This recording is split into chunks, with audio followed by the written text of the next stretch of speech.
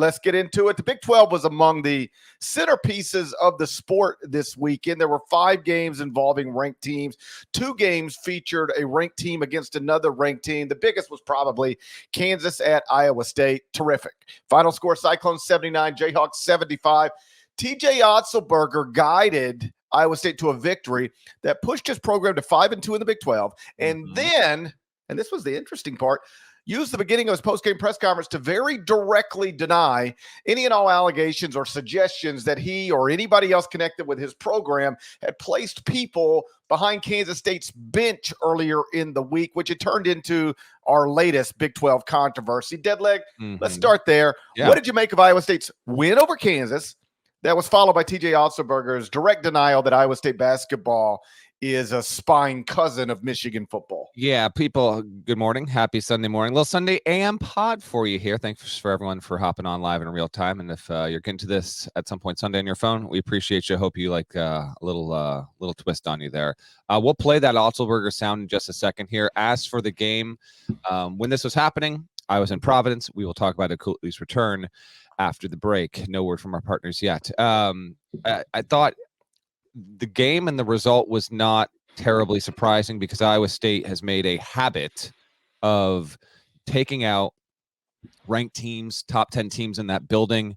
And TJ Otzelberger has well established at this point a program that is going to be able to take on any team that walks into Hilton and come out with the win. It's not going to happen every time, but it's going to happen more often than not. I focus more on ISU than KU right here in terms of how meaningful the result is. Although, as I'm sure you might even have in your notes, GP, Kansas now being 4-3 in Big 12 play is the first time ever they've gone 4-3 through 7 games in Big 12 under Bill Self. So that is notable there.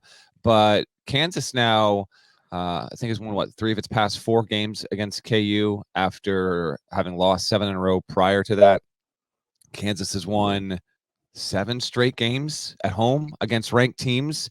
And the twist in the game was that Iowa State hit 14 threes. And it was the most 3-pointers that Iowa State had made in a game in the past 3 seasons and this is since TJ Otzelberger got there. So they got a nice unexpected boost there. And having Curtis Jones go off in the second half, 13 points, 3 threes was pretty impressive. Before we get to Otzelberger's comments, game was obviously on CBS. What was America's most watched network is a network of stars. Correct. With Ian Eagle, the great Ian Eagle on the call. Actually, Nada, do you have that real quick? Ian Eagle has now, I think, called 2 games. He's now the primary, the number 1 play-by-play guy for CBS, and he'll be on the primary team, obviously, with Grant Hill and Raftery for the Final Four. Just a quick little, I saw this late on Saturday night on the timeline, and there's a fan who the past 2 broadcasts has received us some camera love here. Eagle was all over it. Nada, if you got this, just play this quick clip real quick here. Bill might have just got teed. Bill Self was screaming, and a technical has been called. All righty then. I mean, if you're listening, you heard the alrighty then. It's the reference to Jim Carrey. I don't know. This fan who's got one hell of a hair flow going on, and he gets caught standing in the aisle eating something, and Ian Eagle's perfectly timed alrighty then made me crack up. The game before, he's going over to Jerome Tang and the K-State coaching staff, rubbing his So I don't know who this dude is, but he's ascending to stardom and Ames right now. Great stuff by him, and a star might be born there. What were your thoughts? First on him, I did notice that, and that is the type of thing. He is now the type of guy, like when he walks around today, somebody will stop him. I know. He'll get recognized today as he's walking around campus or wherever you walk around in Iowa on a Sunday. So yes, that was a nice moment. Ian is obviously terrific. Not just an incredible play-by-play guy, but a genuinely hilarious human being. Like, he's funny off the mic. Yeah. So it should not be surprised that he can be funny on the mic. The timing was amazing. That's all. Yeah. By the way, the number we used in the Final Four and 1 on Friday, I believe, was Iowa State -4. By tip, it was closer to Iowa State -5. I know you were in Providence, so you might not have seen this. Yeah. Kevin McCullough, nothing 3 at the buzzer. Oh, really? Turned a 7-point game into a 4-point game. So that flipped money somewhere. Okay. The most concern, there's nothing concerning about losing at Iowa State. Not many people are going to win there this season. That place is Hilton Magic for a reason. I often get stuck just off the top of my head. I'm like, yeah, man, of all the places I've never been to, the Pit's the one place I'd like to get to someday. And that is true. But then I watched yesterday and I'm just reminded the one of the places I've never been to that I would like to get to someday is Hilton Coliseum. It's just terrific and has been that way for a long time, predating even when TJ was the head coach, all the way back and even before this. But obviously when TJ was on staff, as an assistant coach under multiple coaches.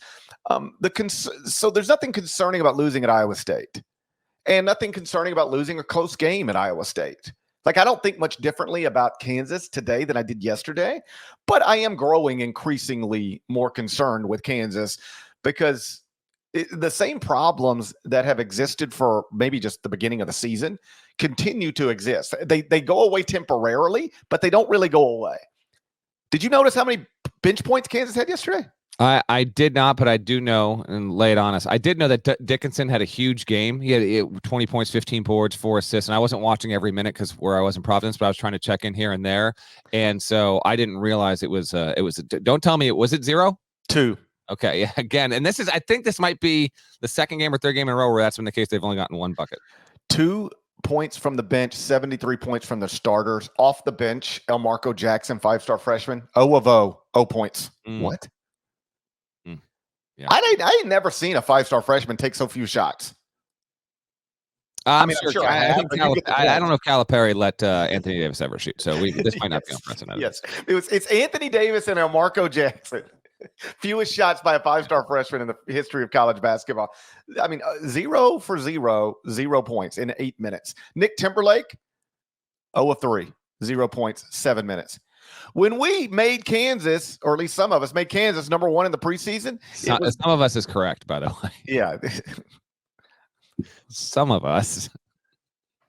Others might have faded that opinion. Continue. When some of us had Kansas #1 in the preseason, it was based on either, in probably both, but either Elmarco Jackson or Nick Timberlake being good. I thought both would be good. Neither's good.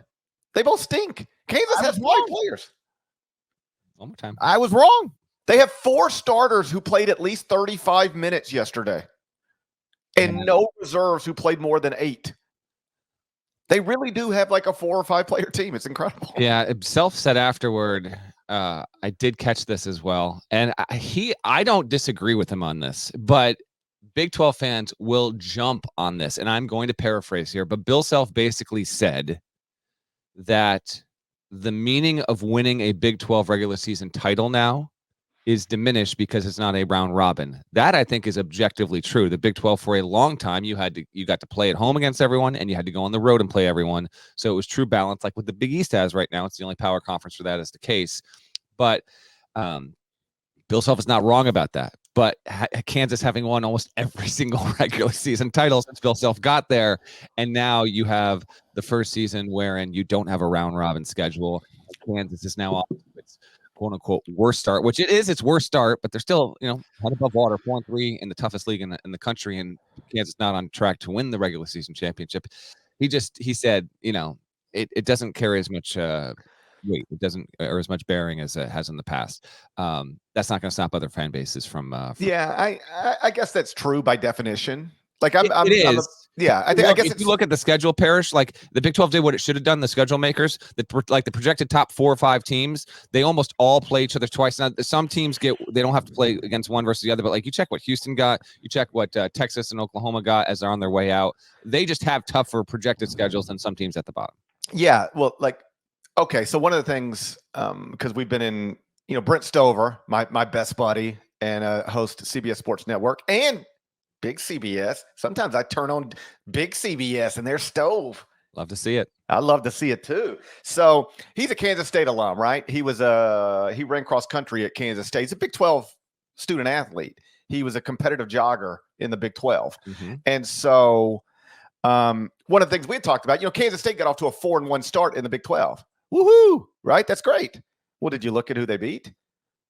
Their first 5 games in the Big 12 were against Central Florida, West Virginia, Oklahoma State, Texas Tech, and Baylor. They played the three worst teams in the Big 12 were a part of Kansas State's first 5 games. Well, how'd they get off to a good start in the league? Well, they got to play the bad teams early. So if we can agree that the conference standings were shaped, at least early in the Big 12 season, by strength of schedule, just who played who and who played them where, then we should also be able to agree that at the end of this, it might also be shaped. In fact, almost certainly will be shaped by strength of schedule. It is possible the best team in the Big 12 won't win the Big 12, that the best team in the Big 12 might get a trophy because it played an easier schedule than what most would perceive to be the best team in the Big 12. For instance, right now, who do you think is the best team in the Big 12? Every computer and human poll would tell you it's Houston. You look at the Big 12 standings, it's Texas Tech. It is. And let's get to Houston, Texas Tech. One quick thing. Let's let Otzelberger have his moment here. This is about 65 seconds or so. He opened his press conference after Iowa State got a huge win in what he said was the best environment he had ever experienced yesterday in the win over Kansas. But after what we mentioned on a previous show, and obviously the reporting out by Kellis Robinette, the K-State beat writer, it got noisy enough where the athletic director put out a statement, and then TJ Otzelberger said this after the win on Saturday afternoon. It's incredibly disappointing that after such an awesome game, an awesome environment and atmosphere, that I even have to begin by addressing something that happened, earlier this week. The ludicrous rumors earlier this week that somehow we were trying to gain an advantage looking into our opponents' huddles is an affront to our players, our fans, and to me. It's not who I am. It's not what our program is about. And I'm angry that someone would even make that suggestion. What is factual is one of their staff members cursed out one of our student managers who is mopping the floor under the basket. So let's put this to bed here and now. It didn't happen. It won't happen. And others need to be much more careful with their words moving forward. Kansas State, Iowa State do play each other twice this season. The return game for Iowa State just happens to be the regular season finale on March 9th, Iowa State at K-State. We've got a couple of new rivalries that are bubbling up here. We'll get to the Providence one in just a few. But K-State, Iowa State, that's about as definitive as you can get. And I'll be quick on this because we got a lot to touch on here. In talking with people around the sport in the past few days, the overwhelming consensus is that it would so not be worth it to even try and do this because of the way that basketball is played, the game flow, the natural, and I think I even might have mentioned this on Friday's show, the improvisational nature where coaches and teams will run sets. And that might get blown up in 2.5 seconds, and then you'll still have a freelance. And sometimes the freelance will lead you to a bucket more often than the play can. Don't get me wrong, coaches in X and O schemes, they mean a lot. They mean a lot in college, and really good coaches that can have a compound impact over the course of a season and in the course of a game. But, I do believe Otzelberger when he said this, because I just don't believe that it is remotely worth attempting to do because this is not football. But he opened his presser with it. It got loud enough where he felt compelled to do it. And so there you have it. I loved it. Be direct, go right at it. Yeah. I don't know. We talked about this on Friday, and as of Friday morning, I was not aware that this was a controversy. So you sort of surprised me with it. Like, did you hear what happened? And I'm like, no. And so then you tell me, and I said, I mean, maybe, I guess, but that seems crazy to me. Like, now's not the time. Like with the whole Michigan thing being front and center, like even if you were compelled to do something like that in basketball, now is not the time. So what I told you, hey, I don't know, but it seems crazy to me. And for then TJ to come out and so directly deny it, I thought was good. And I do agree with his point.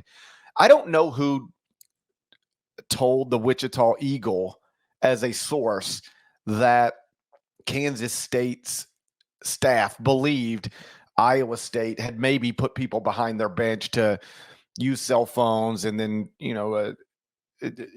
send information back to the Iowa State hub. I don't know who said that, but but if we believe somebody on the staff did tell the Wichita newspaper that, I agree with TJ that somebody on the Kansas State staff should be more careful about making allegations like that. Like, just because you see young people behind you on their phones, that doesn't mean that they're trying to gain an advantage as much as it could mean they're just young people with phones. Like, I go to concerts all the time. There's often young people there. They are constantly pointing their phones at people. Mm-hmm. I was at Post Malone in Las Vegas for New Year's. Of course. All right. Everybody was pointing their phone at Post Malone. Were they trying to gain an advantage, or were they just videoing Post No one Malone? was trying to. I'm sure no one was trying to gain an advantage on Post Malone. I think people were trying to gain an advantage on Post Malone. that analogy really swerved into a place I wasn't expecting. I was dumbfounded by how many people in Las Vegas were trying to gain an advantage on Post Malone. Curious to see that Post Malone K-State rematch later. A Kansas State staffer told me, I think these people are trying to gain an advantage on Post Malone, on Posty right now. It just, you can't. I don't think you can. This turned into a big story, and it appears it was about nothing, and that's unfortunate. Yeah. Rematch, end of the regular season. Let's wait. still touch on the Big 12 before we whip around, I guess. You mentioned Houston. It is still number one in the net, has remained that way, and coincidentally enough, Kansas State 74-52. Houston just dominated. I don't know if there's really a big takeaway from that, other than they just remain the best ranked team in the country in terms of the metrics. Texas Tech, though, and Grant McCasland entering that National Coach of the Year conversation because that team maintains its spot atop the Big 12, 85-84 win over Oklahoma. Chance McMillan, career best 27 points, along with a career best 8 rebounds. And Tech did not miss a bucket down the stretch there, going 6 for 6 to clinch the game, 11-1 in its past 12. Oklahoma's going in the wrong direction, still fine from a seed projection standpoint. Not as good as it was, obviously, 2-3 weeks ago, Parrish, but now lost 4 of its last 6 games. And Texas Tech, man, things are not only good right now, just one of those trends they've broken. They have won back-to-back road games against Oklahoma for the first time more than 25 years. So McCasland's doing a wonderful job, and they have now moved into a very comfortable spot. He is going to get into the tournament in year one, and you and I did not project that to happen in our preseason prediction podcast. What good team wins the most road games against other good teams? That's who I think is going to be the Big 12 champion. That's going to have to be the case. And I don't know if you know it right now, if you're setting me up. I don't know what the answer is right now in the Big 12 specifically. It might be Tech, but it might be Houston. Those two right now seem best equipped. Now, it's easy to, like, sometimes of course, you can say that right now because they're a combined 10-3, and they've proven it so far, which isn't to say Kansas won't get together or Baylor might not be able to do it, but that's almost certainly going to wind up being true. If you can peel off the most road victories in this league, particularly when it's so good, you're going to set yourself up well. Yeah. I'm looking at Houston right now, GP. It actually just has one. It has one roadie right now in the Big 12 because it got dropped at ISU and TCU. Right. Texas Tech has a win at Texas and at Oklahoma. So we're still early. Like, we're still early, but they played 3 road games. Texas Tech has, and they've played 3 road games against 3 good teams. That's my point. They ain't got like a West Virginia in there or an Oklahoma State in there. They've played at Texas, at Houston, at Oklahoma, and they're 2-1 in those games. That's tremendous. Can I ask you real quick? Because I didn't see any of this one. I didn't see any of it. And we had a number of OT games yesterday. So TCU beat Baylor 105. Well, one thing real quick. I wanted to say about Houston, then we'll move on, and I'll be quick on it. Right. I did do something on Sunday morning that I rarely do with the top 25 and 1, and that's reshuffle the top 5. I had got trapped in a situation where I had Houston 5th in the top 25 and 1, and it was a direct byproduct of just, they lost those 2 back-to-back road games at Iowa State and at, was it TCU? Yeah. Houston? Yeah. So they lost those 2 road games. At which point, and they didn't schedule aggressively in the non-league for understandable reasons. They were moving from the AAC to the Big 12, and you don't want to overdo it. Like, I get it. But their non-league strength of schedule was like 157, according to the net. They didn't build – it took them a little longer to build a resume than it did to other elite teams based on schedule strength, and then they lost those 2 road games. So at that point, I moved 5 teams in front of Houston. Houston was down to 6. And since that day – 4 of those 5 teams that moved ahead of Houston have not lost. So I've just sort of kept Houston behind them. And so you wake up on Saturday and Houston's 5th in the top 25 and 1. But that no longer makes sense. At this point in the season, I am a big believer in resume over just about anything else. And Houston has since I dropped them to 6 and then they moved up to 5, Houston in its past 4 games has added 2 quadrant 1 wins and 2 quadrant 2 wins. Simply put, I now think Houston clearly has a top 3 resume in the country. I jumped them over Tennessee and Carolina.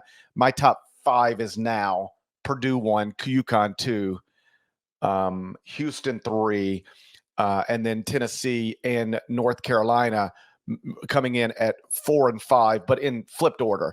1 Purdue, 2 UConn, 3 Houston, 4 Carolina, and 5 Tennessee, with Wisconsin sitting at 6th. TCU Baylor.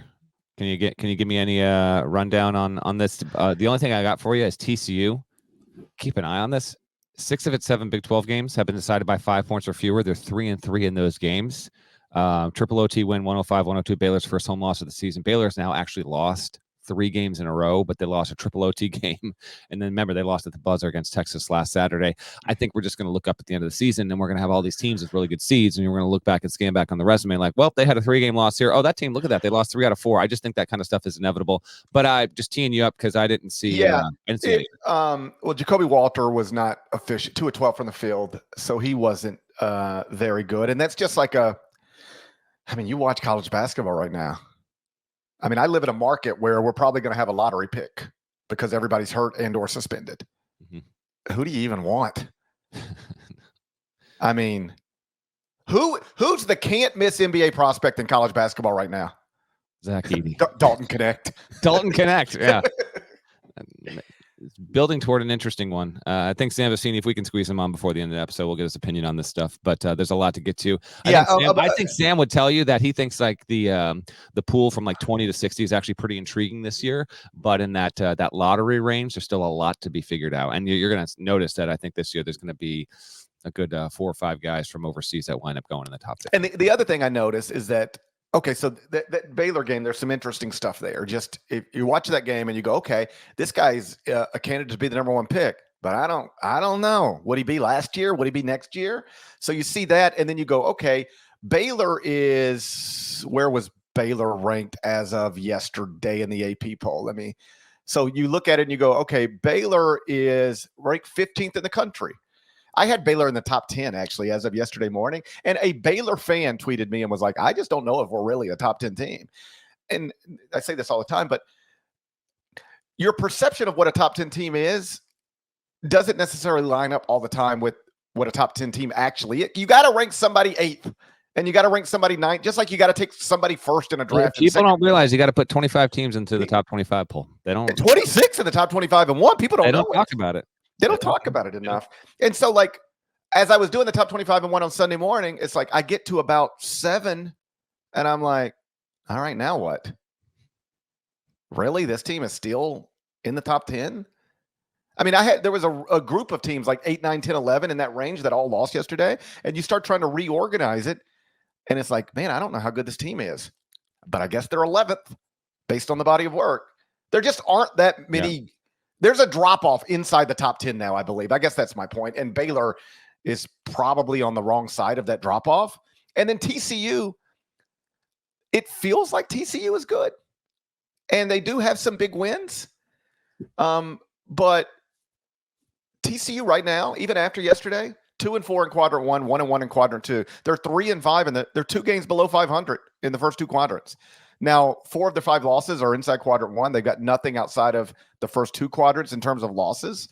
But TCU, you watch them and you go, oh, man, that's another big win for TCU. Like, I think if you're a casual basketball fan, you look at TCU and you go, I can't imagine how they won't be ranked on Monday. And I think they might be ranked on a Monday. But if I just gave you blind resumes and said, hey, here's this team, you would not look at that and be impressed.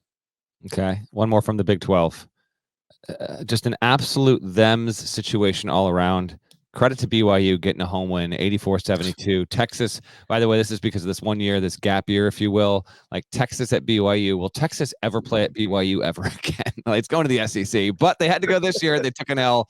And then can we stop being lames over the horns down stuff? The BYU fans, Nada's got a photo of this thing right now. So you had this group of BYU fans right there in the front row in the pregame. They spell out horns down. All right. They get their act together. There's not, the D isn't in the wrong place. The person wearing the R isn't on the other side of the person wearing the N. They got it down. And then they make him take it off. And then Mark Pope in the postgame goes, he basically like earnestly apologizes for it. Come on, people. It's like borderline infuriating that people are taking this horns down stuff this seriously. It's them's behavior from BYU, obviously. It's them's behavior for Texas to continue to be like this. It's only going to get worse in the SEC. Of course, we had to mention it. Complete disappointment here. This, we're what, 26, 27 minutes into the show. This felt like the fourth biggest story in the sport on Saturday, this horns down thing. This tweet you see here that Nada's got on the screen for those watching, it got shared virally, as it should be. Completely ridiculous. I hope every opposing fan base continues to horns down. Just live with it. Whatever. What are we doing? I would argue Texas being that upset about horns down is more of them behavior than BYU actually being a bunch of thems. Ooh, that is a major, major accusation. I mean it sincerely. That is a major accusation, particularly with the other school involved here. We've got to a point where we act like it's a racial slur. It's like, what are you doing? Why is horns down offensive? You ready for this? Is Duke sucks offensive? Well, we're going to ban Duke sucks? Or D-O-O-K, Duke? Can't do that. Come That's on, offensive. Duke. Like, what are we like? Do you know how stupid it is that we have reached a point in society where college-age students can't say horns down?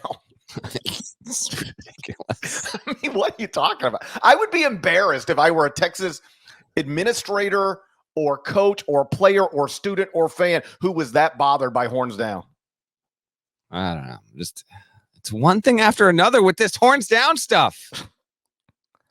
And you're getting ready to go to the SEC and you're worried about what the BYU students are doing to you? Buddy, in the SEC, they will show up in shirts that say your mama's a whore. I can't believe that they made that. My understanding is BYU made them take it off. Yeah, and they shouldn't have. You know what they should have said? Texas should have come to BYU. When Texas comes to BYU and says, hey, you got students wearing horns down T-shirts. We find that very offensive. You should make them change it. And what BYU should have done is then look at Texas and say, with all due respect, takes one to know one, but you're acting like a them. You know, someone in the chat, K2 Wills, this is a great point here. Is horns up offensive? If you can't do horns down, then you can't do horns up. All right? If it can't be this, then it can't be this. Okay? If it can't be that, then it can't be this. Period. All right? Can't have it one way, but not the other. It's ridiculous that they made them take these shirts off. We had to obviously. Dude, if I would have just thought about this for 2 minutes, I swear to God, I'd have showed up today in a horns down T-shirt. You know, at some point we got to stand up and say this is outrageous. You know what? We might have to do it. And it's nothing against Texas. It's nothing against your players, your team, Rodney Terry. It's the idea that this is an affront. Like Paris, like it's some sort of slur. What are we doing? If you don't want the down, you can't go horns up. Period. Okay, can't go horns up. Period. We're going long on the by the way. Yeah, just. I don't want to say horns down. I don't need to, but you telling me nobody can makes me want to do it. Exactly. All right, we got a lot more to get to here. We got to get to the whip around here. Nada, let's just get right to it. Can we get a word from our partners, please?